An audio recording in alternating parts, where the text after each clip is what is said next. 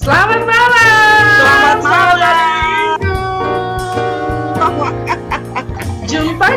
Jumpa lagi bersama dengan kami di Garda Depan TV. Kami di sini, kalian cukup di depan gadget kalian untuk menyaksikan percakapan menarik ya malam ini. Episode 2. Mungkin sebelumnya minta maaf dulu buat semua yang sudah menunggu dari tadi 25 menit sepertinya kita terlambat. Oh, ada yang nunggu ya? Ya, ada yang nunggu. Luar biasa ada yang nunggu. Terima kasih loh. Ya, ada beberapa alasan memang. Yang pertama memang karena karena ini kan kita bicara di ruang-ruang virtual ini, ya ada kendala-kendala jaringan dan lain sebagainya, itu selalu bagian dari kita lah ya, yang ada di belakang layar seperti ini.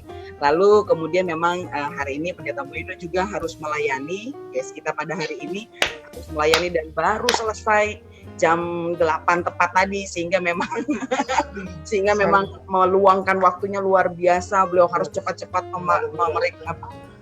menyiapkan gitu ya sesuatu luar biasa memang Pendeta Boido. Terima kasih Kak Desi. TOP BGT Demi garda depan. Demi garda depan. Asik. Kok mau diundang sih ke garda depan? Wah, gimana ya? Ini senioritas ini. Oke, kita akan bahas itu ya. Soal senioritas, kepemimpinan dan lain sebagainya, hal menarik untuk kita bahas bersama, begitu mungkin Kak Desi ya. Mantap bridging-nya. Makin mahir. Ya, mungkin kita refresh sedikit tentang Garda Depan TV ini. Petris ini memang spesialisasinya tadi harus menjelaskan tentang Garda Depan TV, karena memang luar biasa kalau Pendeta Petrus yang menjelaskan. Agak serius. Ya. Jadi begini ceritanya ada berbagai macam hal yang perlu kita bangun bersama juga di ruang virtual ya. Mungkin ada begitu banyak sajian-sajian yang kami upayakan menarik sebenarnya ya, bukan mau mempertandingkan semua orang yang saat ini sedang berkreasi di media virtual, tapi ini sebenarnya mau menembus batas karena saya dengan Pendeta Desi, tapi mungkin kami bertiga ini sebenarnya karena satu kelas aja di UIN, tapi tidak satu angkatan.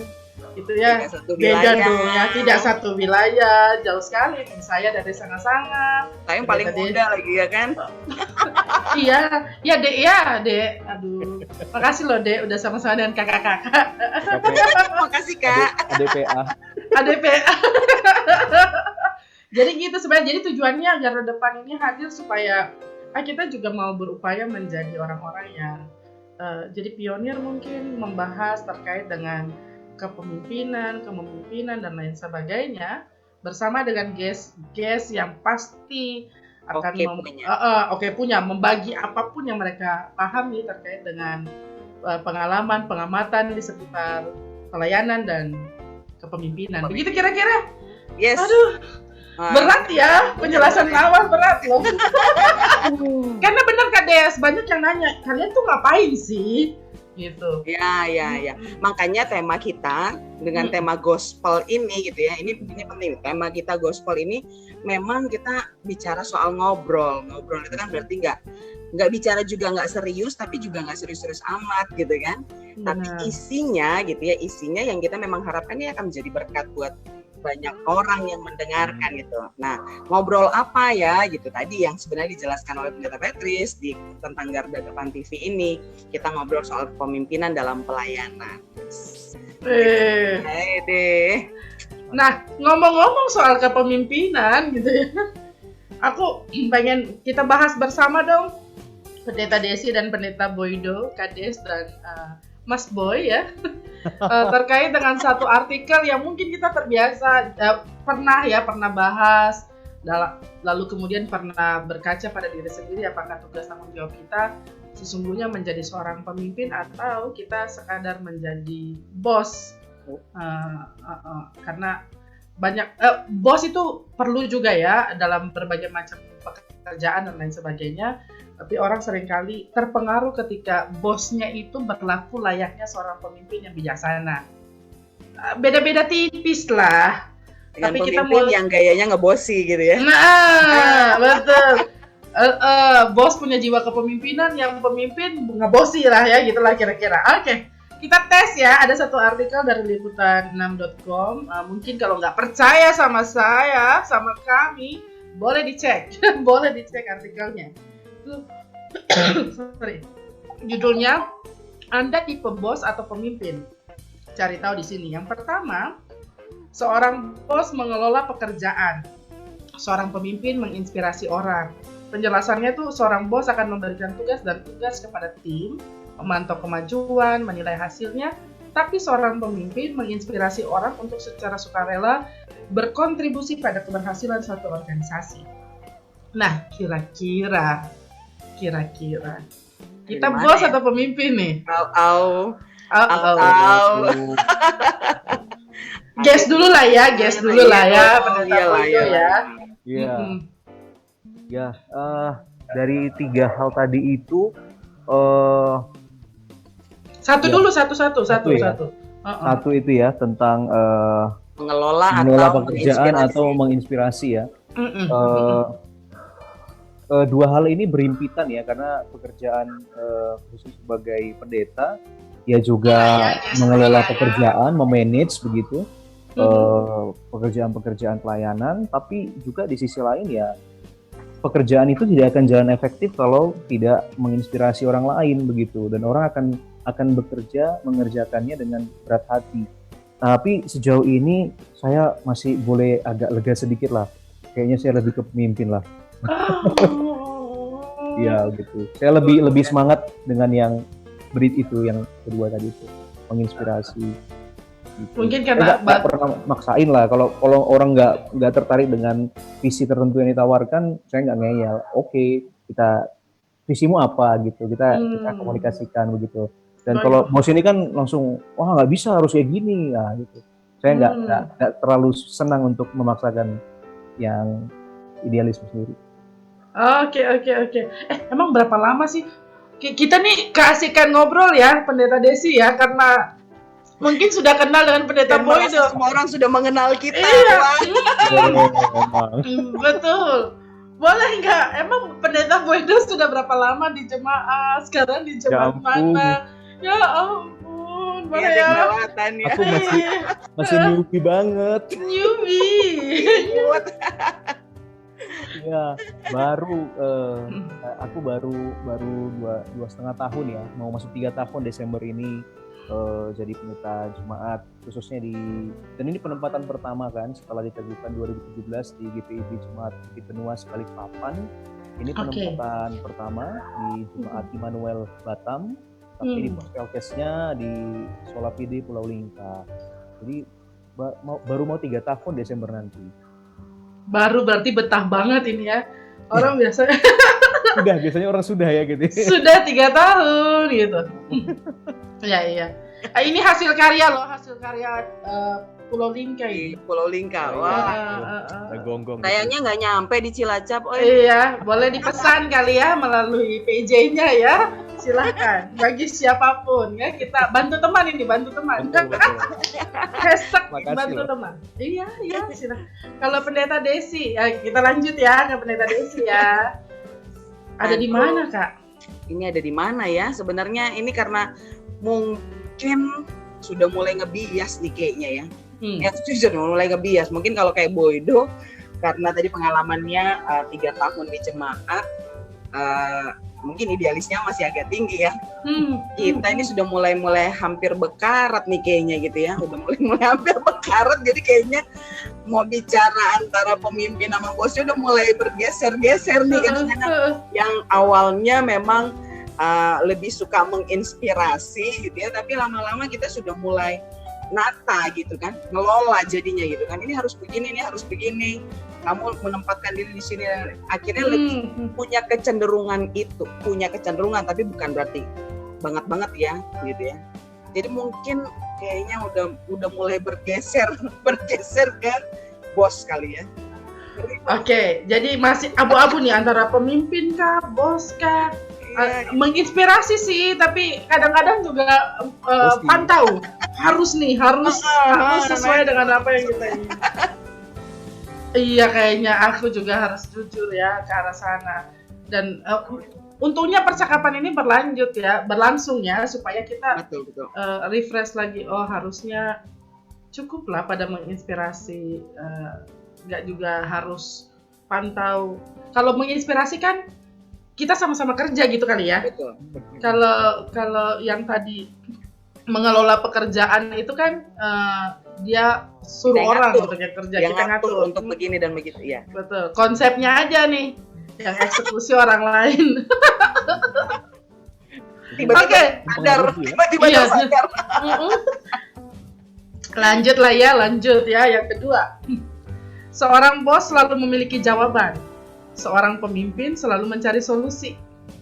Katanya sih penjelasannya bagian dari kepemimpinan adalah melatih karyawan Anda. Ini tidak hanya membantu membangun kekompakan dalam tim, tetapi juga merupakan cara yang bagus untuk membangun keterampilan memecahkan masalah karyawan Anda dan memajukan karir mereka. Nah, kayaknya kita masih ada di pemimpin lah kalau bagian ini kali ya.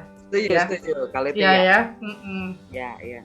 Karena kayaknya nggak ini juga sih, nggak terlalu ngebosi lah kayaknya ya. Ya kan Boy, atau Boy sudah yang kedua saya bos ini. Enggak. Lalu ya. punya jawaban mungkin gitu ya. Iya. Aku nggak mau begitu karena apa ya? Mungkin juga tadi aku juga kepikiran juga ya. Apa mungkin karena sudah berada di jemaat yang agak lebih jumlahnya lebih banyak. Tapi kalau di Pospelkes itu kalau kita bosi orang kabur.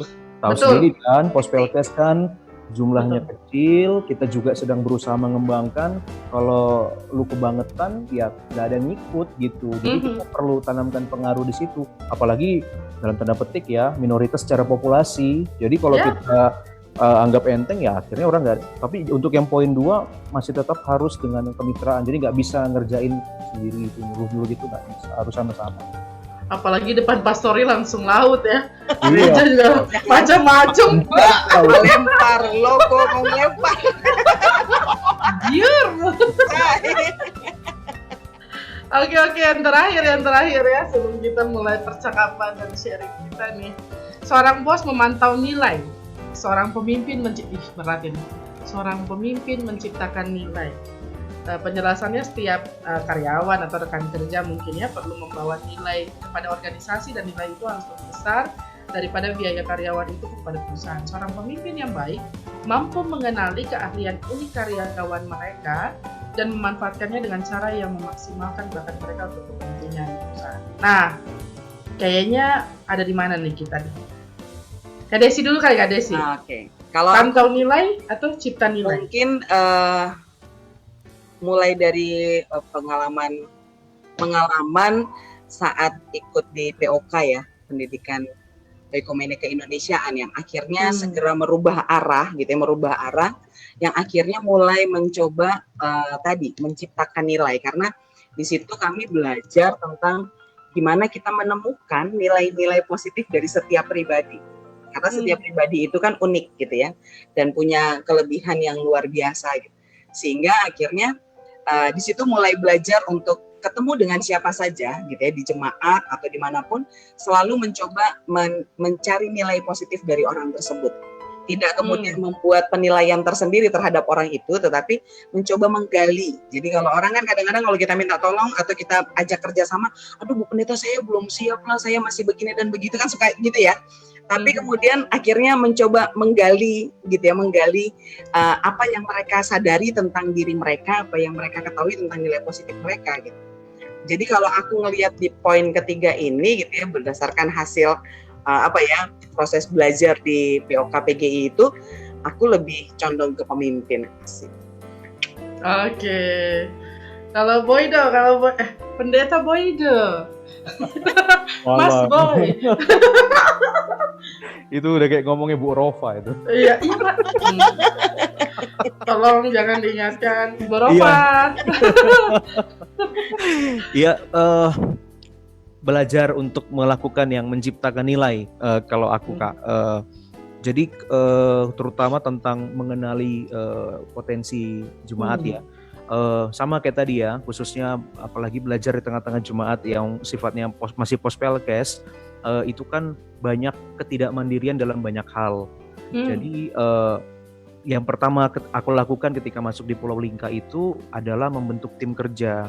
Apalagi waktu itu aku masuknya kan masa-masa pemilihan, akan ada pemilihan pengurus Pelkat gitu. Jadi aku selalu bilang, saya nggak akan bisa melakukan apapun di tengah jemaat ini kalau Bapak Ibu kita nggak kerjasama gitu. Saya ini siapa begitu? Saya orang luar datang di sini sementara waktu, dan pemimpin-pemimpin lokalnya sebenarnya adalah Bapak Ibu dan teman-teman pemuda gitu. Jadi aku berusaha selalu untuk melibatkan banyak orang di dalam kegiatan-kegiatan dan selalu memperhatikan, oh ini udah kelihatan ini ada bakat di bidang komputer gitu, meskipun dia cuma ngeliatin kita aja lagi ngerjain sesuatu, tapi di kader dia mau gitu. Jadi itu hal yang menyenangkan, melihat bakat orang lalu memberi dia pengkaderan, lalu dia akhirnya bisa mengaktualisasikan dirinya di situ. Wah, itu kepuasan yang luar biasa.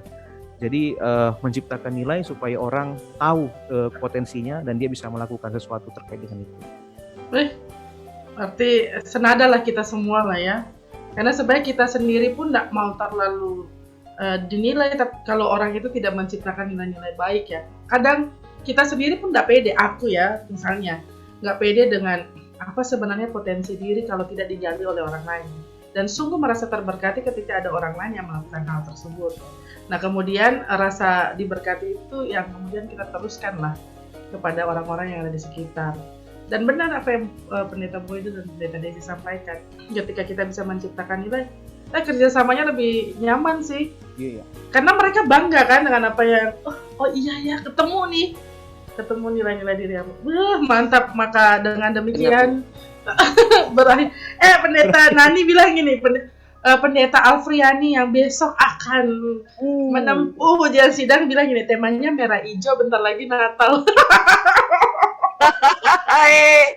Ini tidak disengaja. Untuk melengkapi kalau gitu lah. Oke. Mantap. Terima kasih.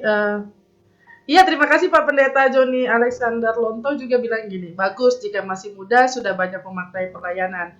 Mudah-mudahan terus berlanjut. Amin. Kami belajar banyak juga dari senior begitu ya. Oke, kita lanjut ke Desi ya. Oke. Mau tanya-tanya nih terkait dengan Pendeta Boydo. Selamat malam bagi yang baru bergabung. Silakan. Ya, mungkin aku duluan ya, Pet ya. Boleh tanya-tanya ya. Boy, gimana Boy mengaktualisasi? Aku manggilnya Boy aja ya, jangan supaya terus ya asik-asik aja lah kita ya kan. Namanya juga loyalitas. Iya. Ya, Boy, gimana Boy mengaktualisasikan gitu ya pemahaman tentang pendeta dalam konteks atau dalam pelayanan di Pospelkes, khususnya sekarang lagi di Pulau Lingka ya? Iya. Pos dari Batam, Immanuel Batam. Iya. Jadi ini kan tentu kalau aku menjawabnya frame-nya adalah ketika dulu masih di kampus ya. Memang dari dulu ketika studi teologi juga niatnya adalah terlibat dalam pelayanan jemaat dan bayangan sekaligus juga didikan pada saat itu di kampus ataupun juga di tempat yang akan dituju, yang kuat dalam pikiranku itu adalah tentang figur hamba Tuhan begitu. Kalimat itu sangat kuat sekali begitu pada saat itu. Tapi juga disadarkan ya dengan tadi aku baca sedikit postingannya Pendeta Yowas Adi Prasetya. Dia bilang begini bahwa jabatan eklesial itu pendeta itu adalah jabatan eklesial yang diperoleh dalam relasi kita dengan gereja gitu. Itu kan jabatan yang diberikan oleh gereja. Tidak langsung inheren langsung kita hidup mati kita otomatis adalah wibawa pendeta begitu ya. Itu agak berbeda. Nah, itu mengingatkan juga di awal juga aku juga udah berpikir seperti itu bahwa ini memang yang harus diimani pertama itu adalah bukan pendetanya, tapi saya sebagai pendeta di gereja ataupun tidak, saya harus meyakini bahwa saya hamba Tuhan gitu. Jadi nggak peduli apakah saya pendeta atau saya bukan pendeta, tapi bagaimanapun saya hamba Tuhan dan semua orang bisa menjadi hamba Tuhan. Nah, itu yang aku pahami ketika masuk atau mau mulai dari gereja, bahwa aku ini hamba Tuhan dan aku ini anak Tuhan begitu. Jadi aku berangkat dengan keyakinan dan keberanian itu. Lalu mengaktualisasikannya kayak gimana gitu. Mengaktualisasikannya itu Kak, aku suka menggunakan metafor. Kristen itu kan sangat kaya dengan metafor ya. Ya, ya. Ada hamba Betul. Tuhan, ada macam-macam, dan aku menemukan itu ketika menemukan rasanya ketika mulai masuk di jemaat. Ketika dikatakan hamba Tuhan itu ya, itu betul-betul memang kalau di kampus dulu itu cuman konsep aja Kak ya, tapi begitu masuk itu betul-betul yang namanya hamba menjadi pelayan itu sangat urgent. Kalau sempat kita nggak mau menjadi hamba, dalam tanda petik ngerjain hal-hal yang nyapein banget sih. Kan lu bisa lu kan bisa ngerjain itu, kenapa gue yang harus ngerjain gitu ya? Atau ya Curhat, Bay. Oh iya, wah ini berbahaya ini. Iya.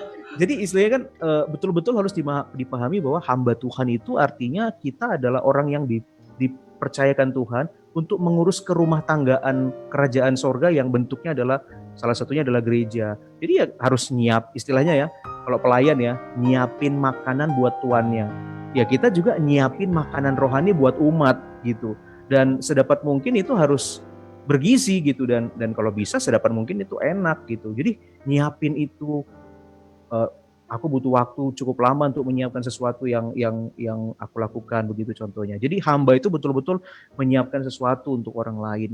Lalu kemudian metafor yang kedua yang aku juga temukan di Pulau Lingkah khususnya ya, itu adalah metafor penjala manusia. Jadi pemahaman ini dulu kita udah pelajari di sekolah teologi atau di kehidupan gerejawi, tapi itu baru kerasa banget gitu di sana gitu, baru ketemu banget gitu di situ. Aku dulu itu nggak terlalu berpikir, nggak terlalu minat tentang bagaimana ngajain orang, menjaring gitu, itu nggak terlalu aku banget gitu. Tapi di Lingkah kalau kita tidak menjadi nelayan, artinya terlibat untuk mencari ini orang di mana ya, pada kok ibadahnya cuma segini orang gitu, itu susah. Kita nggak akan menemukan jiwa-jiwa itu karena mereka ada di laut, ada di rumah, dan kita nggak boleh menjadi tukang tunggu gitu, nungguin ya udah lu datang nggak datang terserah lu, nggak bisa kayak begitu di jemaat yang aku rasakan ya. Dan kita harus turun menjala itu tadi, mendatangi mereka, bukan hanya mengajak mereka ibadah, tapi Bapak ada pergumulan seperti apa, gimana belakangan ini gitu ya. Jadi harus jemput bola Kak, dan itu lagi-lagi diperlukan nilai hamba. Repot banget dah gua datangin lu, kenapa lu nggak datang sendiri aja sih? Ini kan keperluan rohani lu gitu misalnya, ini kan kebutuhan iman lu, itu kan tanggung jawab iman lu, kenapa gue harus jemput lu gitu. Tapi ternyata enggak, kita harus lakukan itu. Dan yang terakhir metafornya adalah gembala. Bagaimanapun adalah untuk ngurusin masalah kebutuhan hidup jemaat, untuk mereka supaya bisa berkualitas kehidupannya. Dan apalagi di Pospelkes banyak sekali kebutuhannya Kak, secara sosial ya, secara ekonomi, secara korban politik juga iya, korban kerusakan lingkungan iya. Dan gembala yang baik gak mungkin membiarkan domba-domba Tuhan itu bukan domba-dombanya pendeta ya, itu domba-dombanya Tuhan dititipin buat kita. Di domba-domba itu nggak boleh kita biarin gitu aja gitu. Kalau nggak, buat apa lu diutus jadi hamba di situ? Lu biarin aja tuh pada sakit semua, makanannya nggak sehat, lingkungannya rusak, dan mereka ditipu. Untuk apa peranmu di situ? Jadi kan itu yang terjadi, yang aku rasakan. Begitu sih Kak. Kalau ideal sekali ya. Iya, luar biasa ya. Tapi kalau dilihat justru ini memang metafor gembalanya yang buat, karena kalau kita bilang gembala seperti tadi yang Boy bilang, poin pertama menyiapkan segala sesuatu sebagai seorang hamba gitu ya, pelayan gitu ya, dia harus nyiapin semua. Gembala juga begitu, domba itu harus disiapin gitu. Kalau mengacu ke Mazmur 23 itu Mazmur 23 dia bawa ke padang gurun yang hijau gitu ya, memang dia siapin, nggak mungkin dia gembala itu terus kemudian malah menggiringnya ke padang yang kering rontang gitu ya, kan nggak suka domba-dombanya juga ke sana gitu ya. Kalau tadi yang kedua dibilang penjala, ya memang harus didatengin, karena domba itu kan juga memang cara pandangnya penglihatannya juga pendek gitu ya, sehingga ya emang harus dicari oleh gembalanya. Nah, yang kemudian disimpulkan Boy itu tadi di poin ketiganya gitu ya. Dan ini memang penting banget nih yang dibilang sama Boy itu. emang ideal sih, ideal banget gitu ya. Tapi ternyata ini memang kebutuhan, karena nggak mungkin kita bisa menjangkau atau kita mau menjadi pelayan Tuhan kalau kita nggak bisa menjangkau, tidak bisa mengenal, tidak bisa mencukupkan gitu ya apa yang menjadi harapan, kebutuhan dari warganya gitu, warga jemaatnya. Tapi apakah seideal itu Boy ketika dalam pelayanan hampir 3 tahun ini kan, maksudnya bicara menjadi nelayan, menjadi gembala itu kan bukan hal yang mudah. Lalu menjadi pemimpin dan pelayan sekaligus, ini kan konsepnya tuh matang banget deh kalau bicara konsep di gereja, khususnya misalnya GPIB ya, karena kita ada di GPIB jadi kita ngomongin soal GPIB. Pemimpin pelayan gitu, pemimpin sekaligus pemimpin yang melayani, pelayan yang memimpin, itu kan konsep yang sangat amat ideal. Nah, adakah hal-hal yang kemudian Boydo temukan atau mungkin bagaimana mengelola konsep itu ketika ada di pos pelayanan yang notabene kan nelayan nih. Iya. Kalau bicara soal pendidikan, ternyata Boydo lulusan terbaik dari kampusnya, coba. Wow. Vikaris di Iya dong. Vikaris di jemaat apalagi kalau vikaris tahun kedua, kita tahu lah kita pasti ditaruh di jemaat yang mampu memberikan fasilitas intinya untuk peneguhan di toga lah kira-kira kan. Itu kan pasti kan gitu ya. Jadi dari jemaat besar, jemaat yang ada tiba-tiba ke pulau nih. Apa nggak terjadi kalau orang starstruck gitu ya, kalau ini kan tiba-tiba pelkestruck misalnya, yang boleh share kan Boy? Iya, kalau soal tentang berjalan idealkah seperti dengan yang konsep yang kita miliki, yang kita imani, kita yakini, jawabannya jelas tidak bisa 100% kita seideal itu ya. Apalagi kalau tadi membayangkan metafor-metafor itu, tapi aku selalu berpikir begini, metafor-metafor itu harus kuat di pikiran kita, bagaikan bagian dari firman Tuhan, supaya ketika ngapa-ngapain tuh harus jadi yang untuk menilai diri sendiri gitu. Memang berat bebannya, tapi ya itu bagian yang harus dilakukan gitu. Dan itu tadi makanya kan ada sedikit-sedikit bocoran-bocoran perasaan begitu ya. Penting banget sih gue ngurusin itu, emang nggak ada yang lain begitu. Itu kan sebenarnya bagian dari ketidakidealan itu, bahwa menjalani itu juga berat begitu, untuk menjadi hamba seperti itu, untuk menjadi nelayan yang padahal saya bukan nelayan istilahnya gitu ya, bukan yang punya kesukaan untuk menjaring di sana sini, mencari di mana-mana gitu. Dan lebih nyaman sebenarnya versi pejabat yang tinggal lu butuh lu datang gitu. Siapa yang butuh sih sekarang gitu. Sebenarnya lebih nyaman kayak begitu. Dan bahkan dalam hati kadang-kadang berpikir seperti itu, tapi nggak bisa, kenyataannya di lapangan nggak bisa begitu. Kalau soal kaget, mungkin kagetnya tidak terlalu, puji Tuhannya begitu. Karena dulu pengkaderannya mentor pendeta Nitis itu memang luar biasa kompleks dan komprehensifnya. Karena beliau waktu itu bertugas di STT Intim. Jadi ini vikarisnya sering ditinggal ceritanya.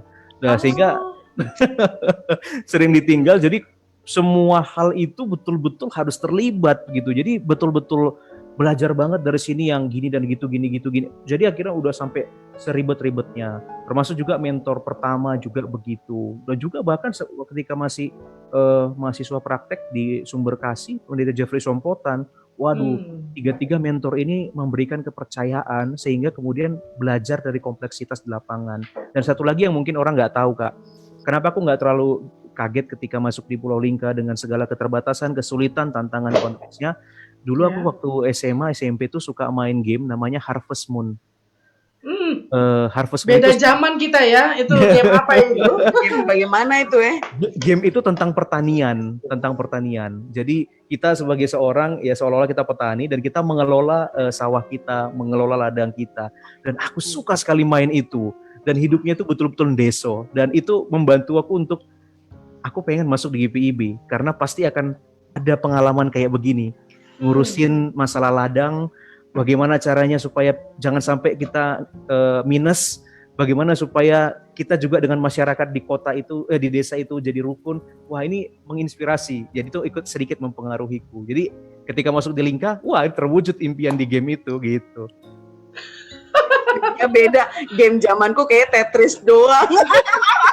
Oh, beda ya, ketahuan ya siapa yang paling muda ya. Jadi paling muda ya. Ya, Tetris tuh jaya di masanya tuh. Cuman adanya itu doang. Sama ular-ularan. Snack, ya astaga. Ketahuan handphonenya handphone apa itu. Oke. Handphone sih tahu man.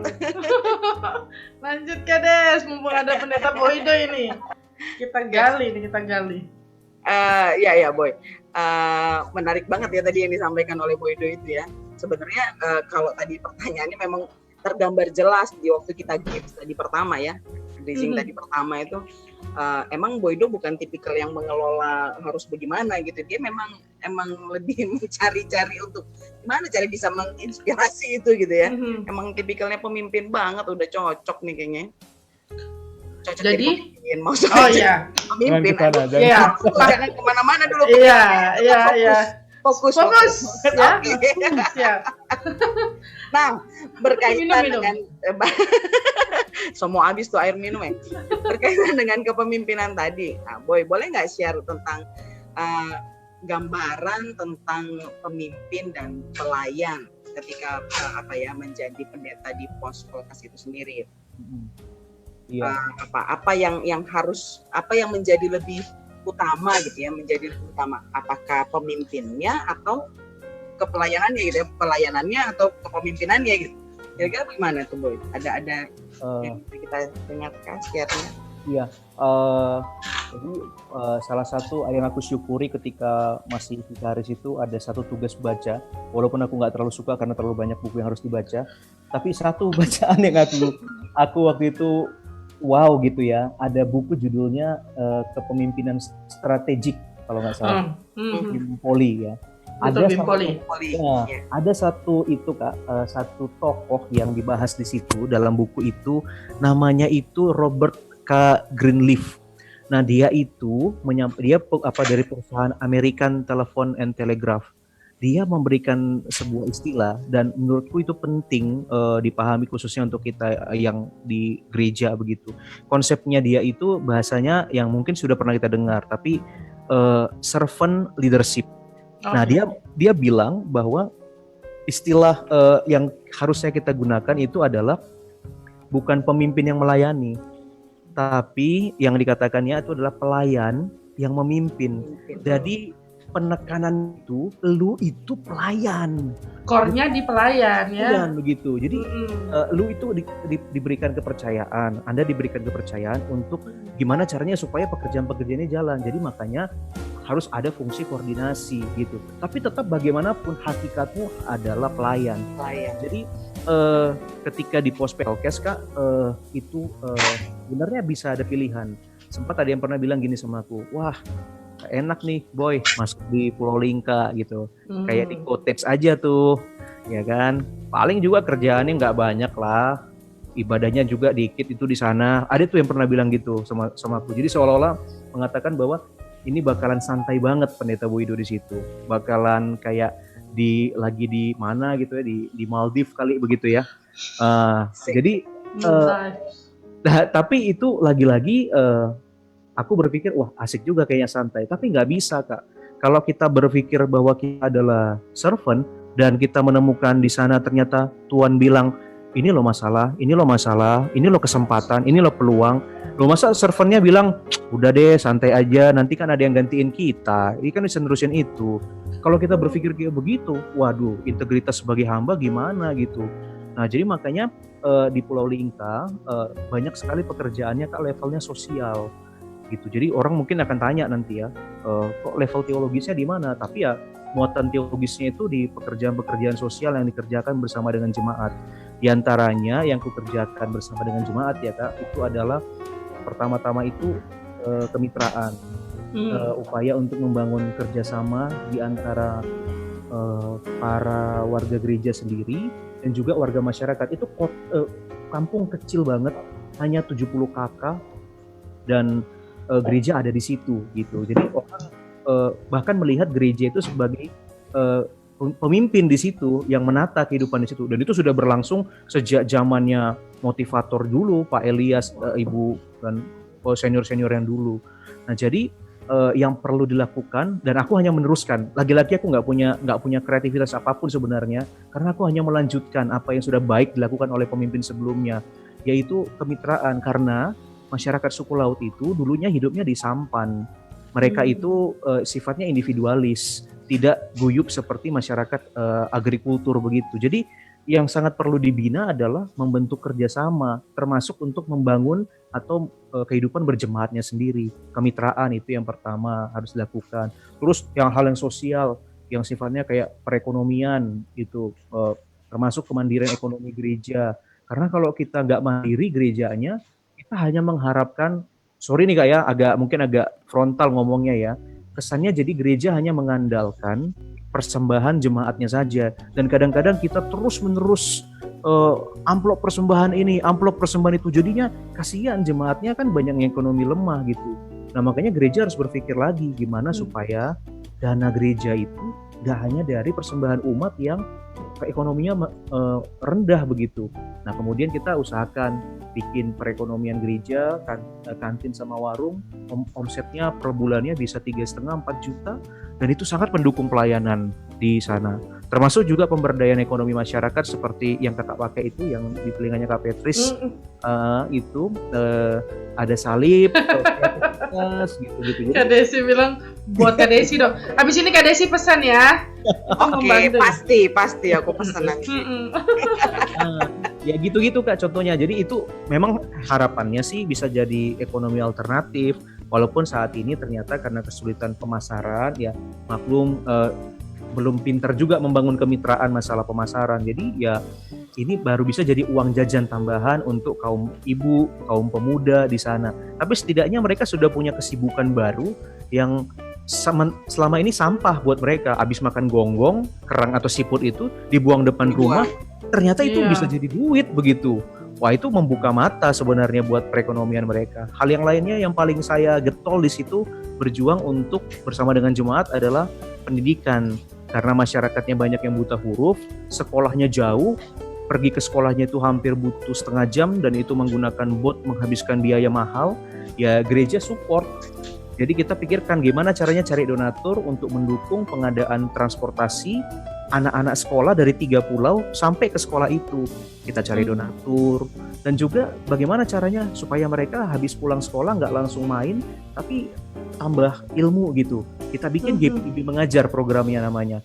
Datangkan volunteer dari Batam, dan ternyata kalau kita buka seperti itu, ada volunteer, khususnya sebelum masa pandemi, banyak sekali volunteer mau datang untuk mengajar anak-anak di sana. Sekarang masa pandemi, karena sudah ada yang dikader, pengajar lokal muncul. Jadi isu-isunya sosial Kak yang dihadapi di sana, pelayanannya begitu.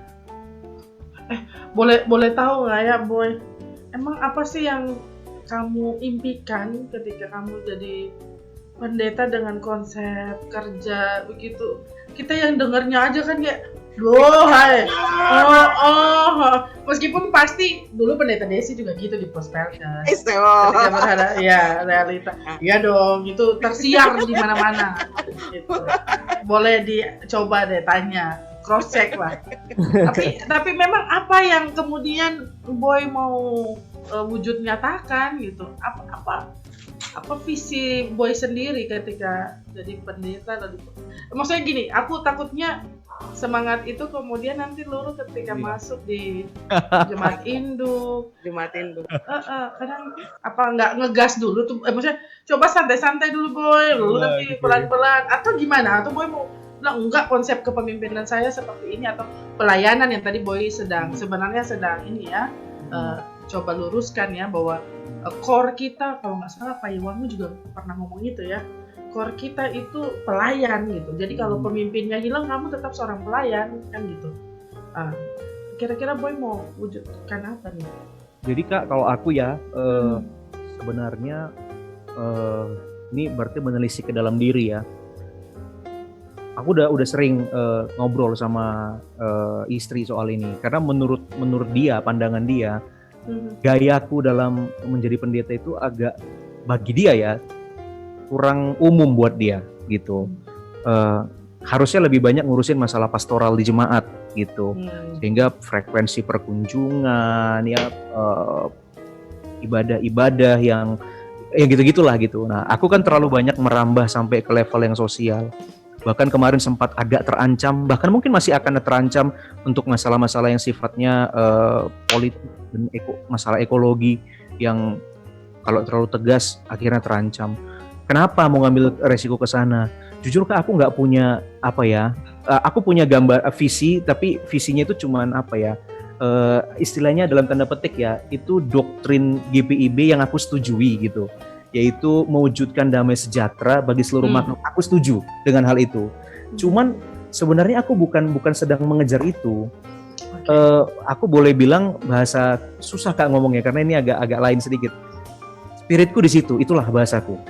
Aku senang mengerjakannya dan passion, dan aku merasa bermakna untuk melakukan hal itu, dan aku nggak berharap orang lain harus sama denganku, enggak, karena aku ngerti spiritmu beda gitu, passionmu itu ada di tempat yang berbeda, dan aku belajar darimu, dan tolong bantu aku juga dalam hal itu gitu. Jadi aku ngerjakannya alami aja Kak gitu. Kalau memang ketepatan aku bisa kerjakan, bisa aku mampu, dan ketika aku gumuli hatiku berkata begitu, yes, kamu harus terlibat di situ, lakukan sesuatu kecil aja tapi terlibat gitu. Udah gitu aja Kak. Ini masalah bukan masalah ambisi, bukan masalah visi yang bagaimana, cuman spiritualitas aja Kak.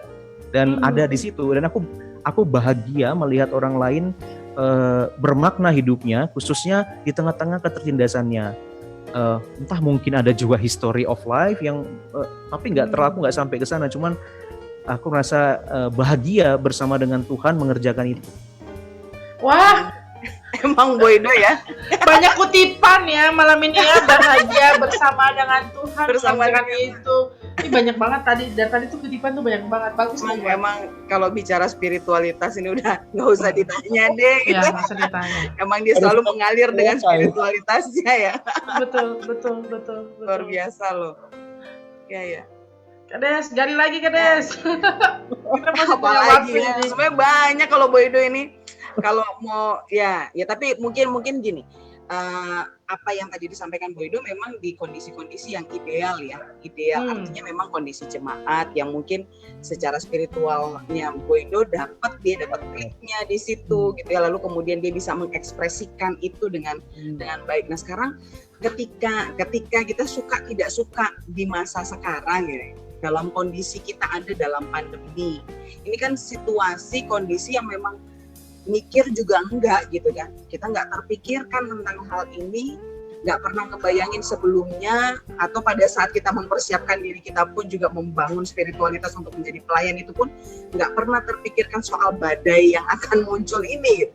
Nah lantas gimana gitu Boydo memberikan gambaran atau menjalankan apa yang tadi, spirit yang tadi ya tentang pelayan sebagai core-nya itu tetap bisa berjalan di tengah-tengah kondisi yang semua orang sedang mungkin nggak tahu mau bikin apa, ini kondisi kok begini serba susah dan lain-lain. Itu gimana tuh Boy?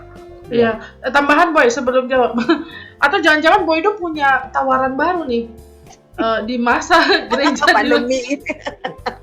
Gereja di masa pandemi seharusnya adalah gereja yang pemimpinnya seperti ini misalnya gitu ya.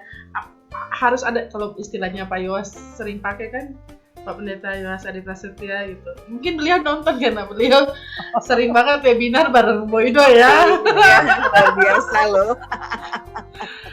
Beliau bilang ini bukan sekedar reopening tapi reshaping gitu ya. Jangan harus ada yang di reshape nih dari model kepemimpinan, maksudnya mungkin itu saling kait-mengkait. Boleh sih.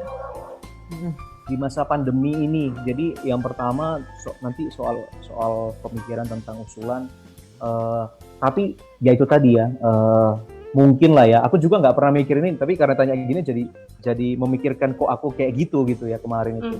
Masa pandemi itu Kak, kemarin itu memang sangat menegangkan, apalagi ya aku pernah cerita di acaranya Kak Petris Aku ya itu aku sempat di Instagram itu cerita juga bahwa aku sendiri sempat sangat paranoid karena baru pulang dari sini-sini yang punya potensi lah gitu ya, punya potensi untuk aku bisa jadi terjangkit gitu. Tapi itu masa pembentukan yang luar biasa. Saat itu aku sangat self-center, jadi sangat aduh aku gimana, keluargaku gimana, aku kena nggak ya kemarin setelah berhubungan dengan si itu self-center, paranoid, tiap hari buka updatean informasi di grup pendeta, lalu kemudian ada teman dekat kita satu kampus, satu kelas juga yang kena, itu luar biasa, memang itu sangat bikin aku self-center banget pada saat itu, dan banyak hal yang aku stres soal itu. Nah tapi saat-saat begitu, apa ya Kak, memang ada double burden ya, karena di sisi lain kan kita kan pendeta jemaat gitu, kepanikan itu berdampak buruk buat jemaat gitu, dan aku berusaha untuk jangan bikin mereka jadi kacau gitu loh.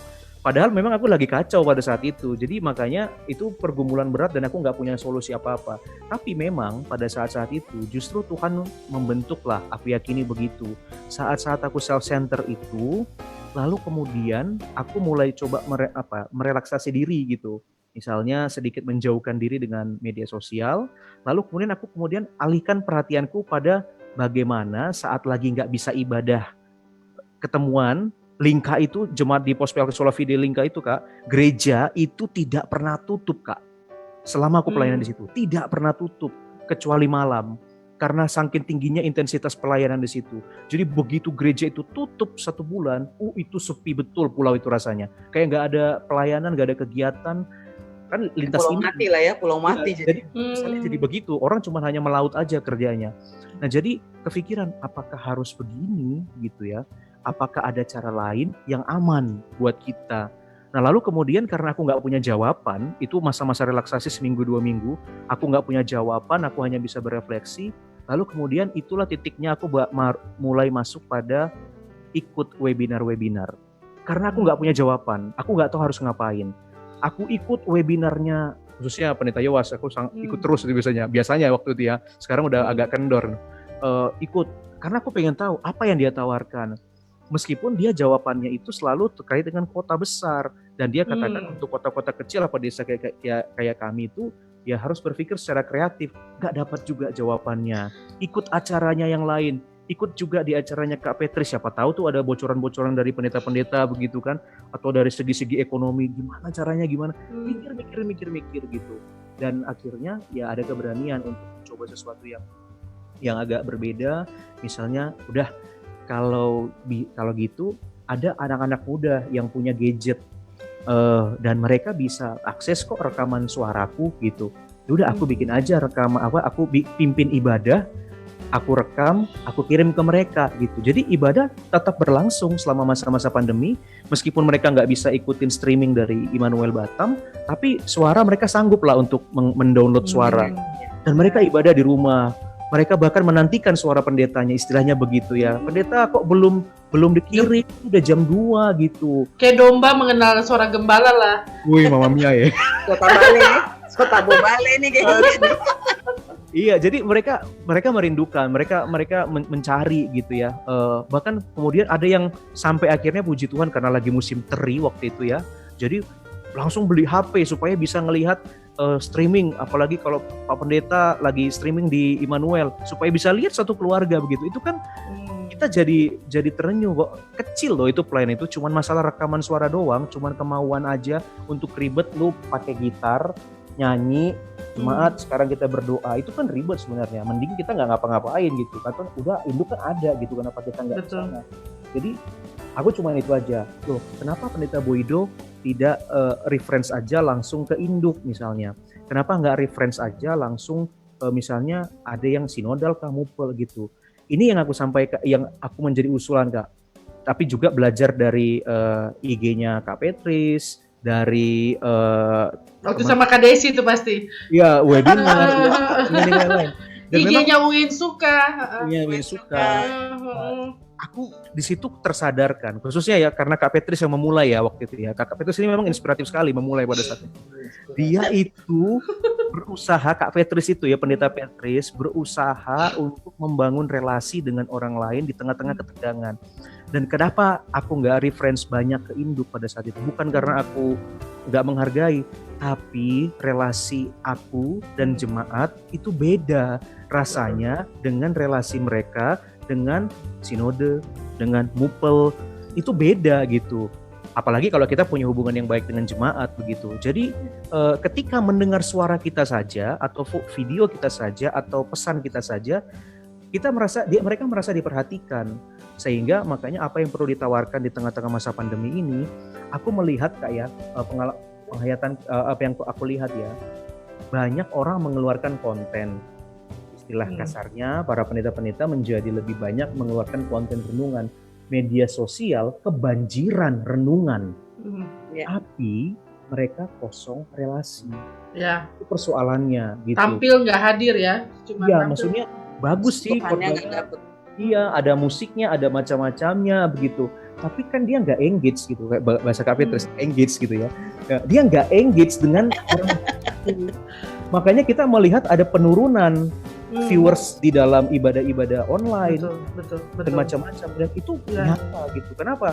Aku nggak merasa dekat dengan yang ngomong di situ, gitu. Ibadah sih, tapi aku nggak dekat dengan dia.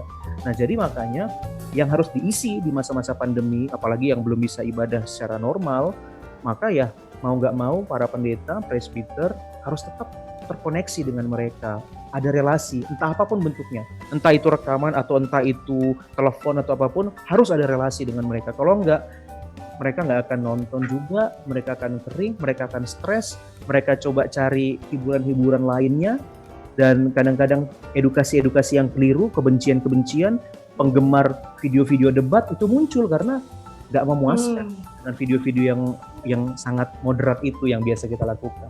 Jadi itu Kak pengalaman usulan. Langsung teringat dengan lagu Bapa sentuh hati.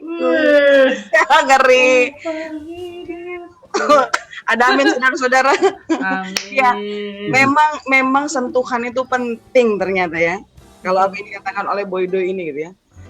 Sentuhan itu kan nggak selalu harus kepegang, nggak harus selalu muka gitu ya, dengan segala kreativitas kita. Dan memang Pendeta Petris ini menginspirasi banget kita semua ya, karena kita pemimpin ya, nggak bisa dipungkiri ya Boy. Itu membuka banget ya, makanya Kak Petris kita selalu apresiasi banget dengan karya Kak Petris. Itu membuka jalan pelayanan media. Aku tuh bingung merespons yang kayak gini sebenarnya. Makanya aku mau gandengan sama Petris nih. Benar sekali. Sekaligus numpang tenar gue. Enggak. Oh, ini kita sama-sama pansos ini. Tapi memang yang tadi Boy bilang, aku intervensi sedikit ya. Tadi aku baru lihat ada temanku posting, teman gereja. Kalau tahu iklan Nokia dulu ya, tempo dulu 2002 Connecting People kan salaman. Ya. Sekarang 2020 terus nggak boleh salaman, tapi pakai hand sanitizer dulu. Ya kan ada kan iklan itu ya Mbak ya. Itu kan menarik banget. Jangan sampai COVID ini juga membatasi relasi kita ya, konektivitas kita dengan orang-orang yang ya baik orang-orang yang kita layani maupun orang-orang yang kita pimpin. Bagaimana Kak Des? Ini kayaknya hampir kehabisan pertanyaan dan kata-kata nih gara-gara Boy ini luar biasa. Tapi Boy, ini dari segala yang disampaikan Boy itu tadi, kalau seandainya nih Boy, seandainya kayaknya sih bisa jadi kenyataan, kenapa enggak ya gitu. Amin.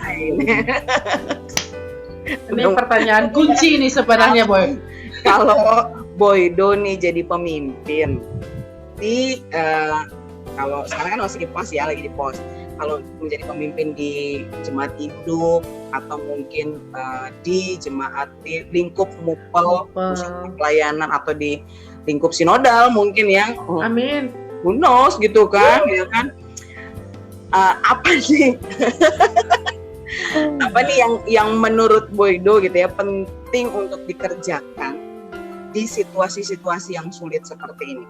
Kalau tadi kan Bu Edo, kalau di pos ini nggak bisa kita maksain mereka untuk ikut terus ke induk. Mereka perlu sentuhan itu.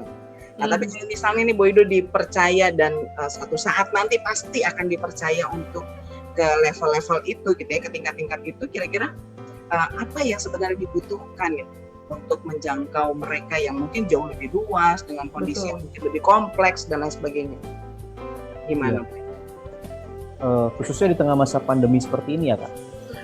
Masa pandemi, setelah pandemi, masa apapun Boy. Kira-kira model kepemimpinanmu akan seperti apa sih?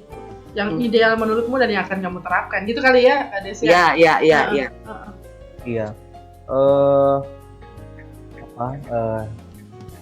Dua hal yang tadi sih yang di awal jadi kunci yang kita tadi sempat bahas bersama tentang pelayan yang memimpin itu ya. Jadi aku sangat istilahnya ya newbie lah dalam kepemimpinan di level yang lebih besar ya, katakanlah jemaat induk begitu. Aku sendiri selalu kalau ngelihat KNJ mimpin rapat begitu ya, sidang, atau ngelihat mentor-mentorku dulu waktu mimpin itu, suka juga mikirin besok kalau gua duduk di situ kayak gimana ya, panas gini. Bawa kipas angin dong, bawa kipas angin. Gimana caranya rileks ya gitu ya untuk bisa kayak begini ya menyikapinya, gimana caranya untuk lagi rapat kayak gini.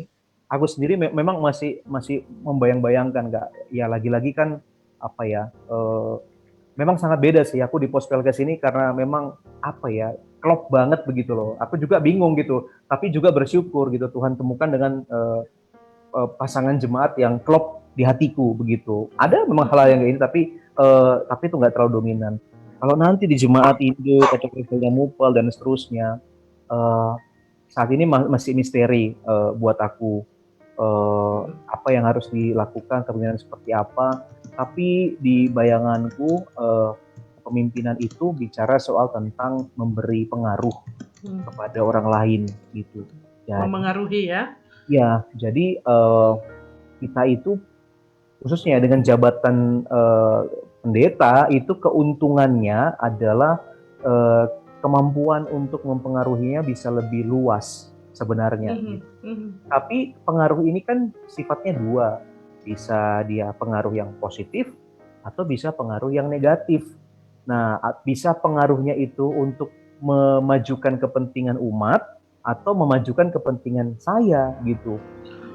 Maka harapanku kepemimpinan kita itu adalah pengaruh yang betul-betul mengutamakan kepentingan yang paling pertama itu kepentingan kerajaan Allah gitu. Jangan dulu umat, karena bisa jadi umat punya kepentingan yang sifatnya bias kadang-kadang Kak, dan itu bisa bikin perpecahan.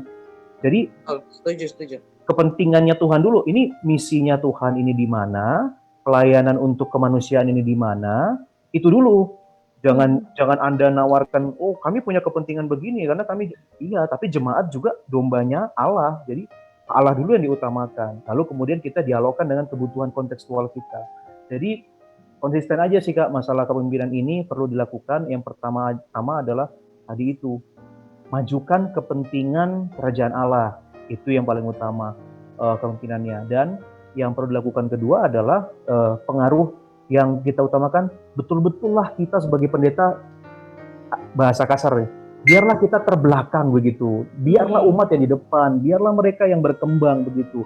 Apalagi GPIB 5 tahun, 3-4 tahun begitu, kita ini estafet gitu loh. Jadi jangan, dalam tanda petik, jangan egois gitu. Jangan nanti kan digantiin juga. Jangan gitu.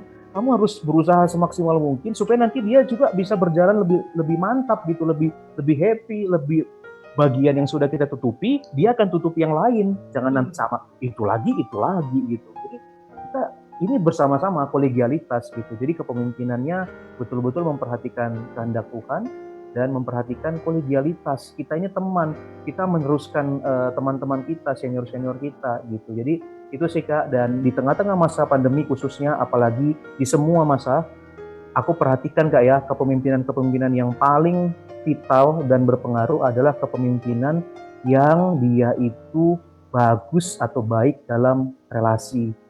Karena kalau kepemimpinan tanpa membangun relasi yang baik, relasi yang aktual, ya. Nah, itu dia Kayak tahu tuh bahasanya. Kayak kenal. dia Itu cuma besok kita acaranya ya.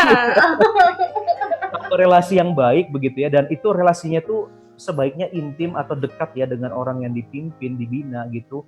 Biasanya dia tidak powerful, impact-nya kecil gitu. Dia cuma bisa jadi bos yang perintah, gua punya konsep, lu jalanin ini gitu. Tapi gak pernah kena di hati dan orang bekerja dengan dia dengan berat hati. Buat apa kita jadi pelayan, orang kerja sama kita berat hati? Kita kerjain punyanya Tuhan, masa kita berat hati sih? Gitu. Jadi pemimpin yang asik lah buat jemaatnya. Ada tanggapan nih Mas Boy ya dari pendeta Samuel Charles Mowoka. Boleh bilang gini, brilliant answer. Kepentingan Allah dan kebutuhan umat. Kau memang kelas bang. Waduh, ini pakar mistik dari Blitar ya. Makasih dia loh. pakar mistik. Makasih yang sudah komen-komen ya, itu membantu kami untuk memahami bahwa ada yang menyaksikan. Meyakinkan bahwa memang benar-benar ada yang lihat ya. Iya. Dan memang brilian, memang apa yang Boy sampaikan. Iya. Setuju, Pat. Aduh, semoga bisa diterapkan ya. Itu jadi catatan penting juga loh bagi kita semua malam ini.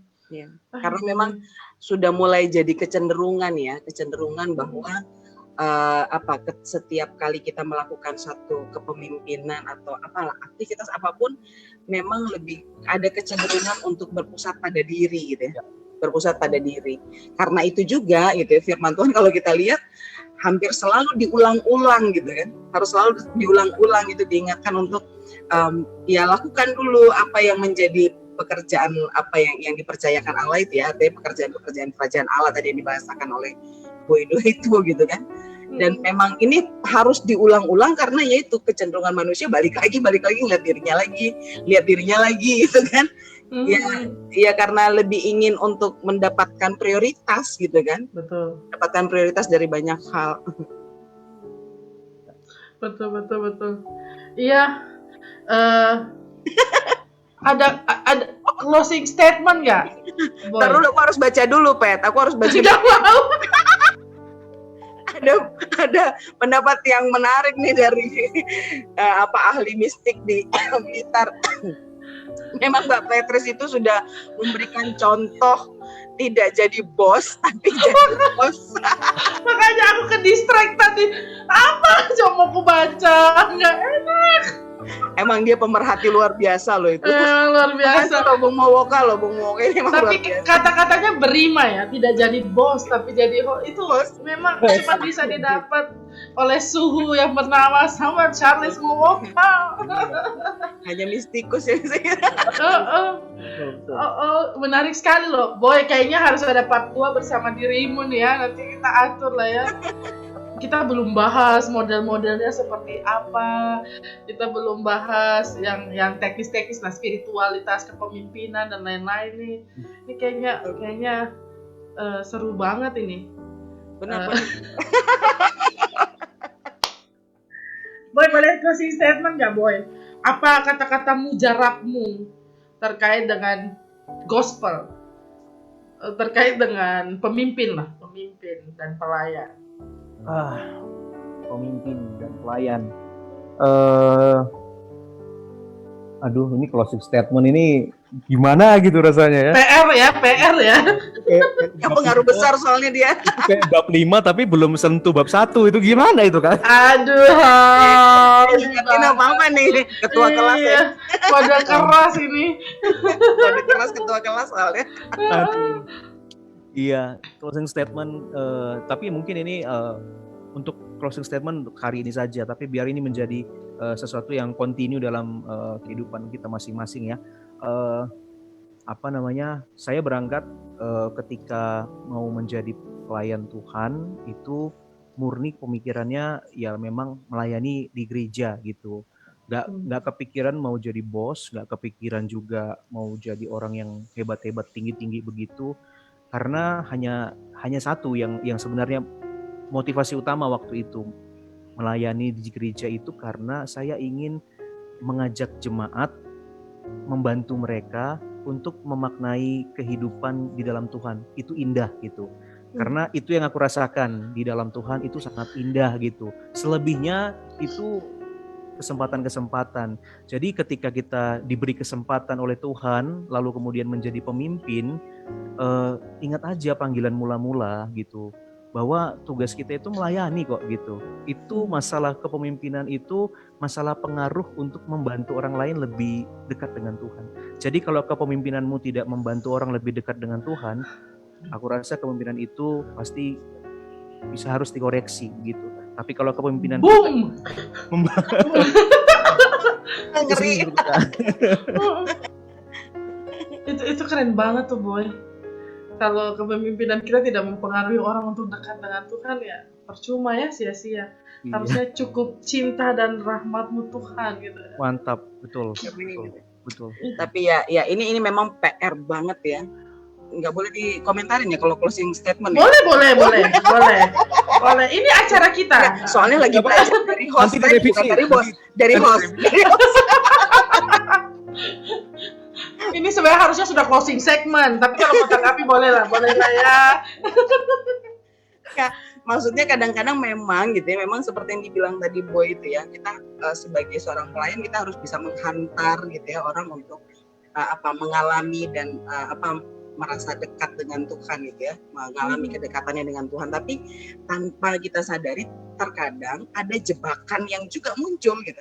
Dalam tanda kutip, jebakan yang muncul yang akhirnya saat kita menghantar orang dekat dengan Tuhan, kita sedang dihantar untuk jauh dari Tuhan gitu. Aduh, benar nggak? Karena gilu aku dengarnya itu.